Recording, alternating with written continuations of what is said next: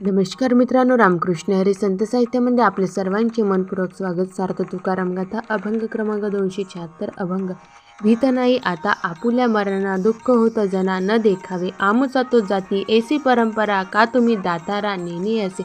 भजने विक्षेप तोची पे मरण, न भजता क्षण एक वाया. तुका मने नाही आघाताचा वारा, तेची सडा दातारा ठाव मागे. प्रस्तुत सुंदर अभंगाचा अर्थ असा आहे की मी आता माझ्या मरणाला भीत नाही, परंतु या लोकांची दुःख पाहून मला दोनची दुःख सहन होत नाही. व देवा, हरिदासाची अशी परंपरा आहे की कितीही संकट आले तरी भयायचं नाही. हे देवा, तुम्हाला असे का समजत नाही?